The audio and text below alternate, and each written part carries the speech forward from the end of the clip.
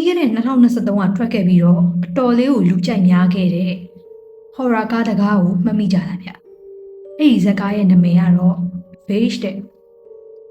ဒီဇာတ်ကားရဲ့အဆက်ဖြစ်တဲ့ Wish Level 2ဟာဆိုလို့ရှိရင်တော့မကြသေးခင်ကပဲထွက်ရှိလာခဲ့ပါတယ်။2ရဲ့အကြောင်းကိုမပြောခင်မှာ1ကိုနည်းပြန်ပြီးတော့နှွေးကြည့်လိုက်အောင်1မှာကအာတာဘာတို့မိသားစုဟာနေမှာရှိတဲ့သူတို့ရဲ့အပန်းပြေအိမ်စီကိုမိသားစုလိုက်ခရီးထွက်လာခဲ့ကြတာပါလမ်းမှာပရာတက်ဆိုတဲ့လူနဲ့ရင်းနှီးသွားခဲ့ပြီးတော့မထင်မှတ်ပဲအဲ့ဒီလူကသူတို့ရဲ့အိမ်စီကိုရောက်လာခဲ့ပါတယ်အဲ့ဒီမှာဇလန်းကစတာပေါ့ပရာတက်ကအောက်လန်းဆရာတယောက်ဖြစ်ပြီးတော့သူတို့ရဲ့သမီးလေးကိုအောက်လန်းပညာနဲ့ဖျားယောင်းပြီးတော့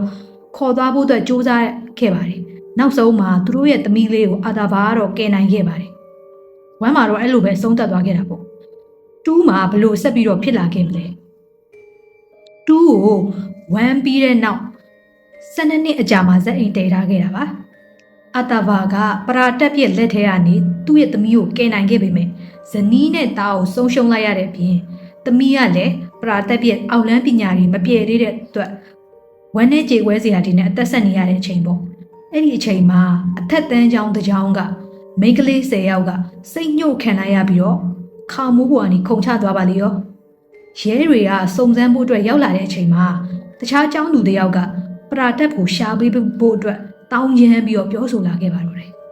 ဒီကိစ္စတွေရဲ့နောက်ွယ်ကဘသူကစိတ်ခိုင်းနေတာလဲပရာတက်ကိုရောရှာခိုင်းနေတာကဘသူလဲဘာလို့ तू ကရှာခိုင်းတာလဲအဲ့ဒီလူနဲ့ပရာတက်ရဲ့ကြားကရောဘလို့ပတ်သက်နေမလဲအာသာဘာတို့သားအဖရောဘာတွေဆက်ပြီးတော့ဖြစ်တာမလဲဒီစကားနှစ်ကားလုံးကဂူဂျာရတီဘာသာစကားပြော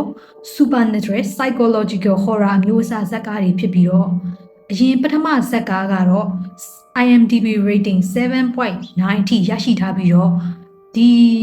နောက်ပိုင်းမှာထွက်လာတဲ့ number 2ကကြတော့ IMDb rating 7.4 အထိရရှိထားတာဖြစ်ပါတယ်ဆိုတော့ပထမဇာတ်ကားကတော့တော်လေးကိုကြည့်လို့ကောင်းခဲ့ပါတယ်ခုနံပါတ်2ကရောဘယ်လိုလာမလဲပထမကားကိုအမိလိုက်နိုင်ပါမလားဆိုတာကိုတော့ကျွန်တော်ရဲ့ channel ထဲမှာသွားပြီးတော့ကြည့်ရှုပေးကြပါဦးဗျဇာတ်ကားရဲ့ link ကိုတော့ဒီ post ရဲ့ comment ထဲမှာထည့်ပေးထားပါတယ်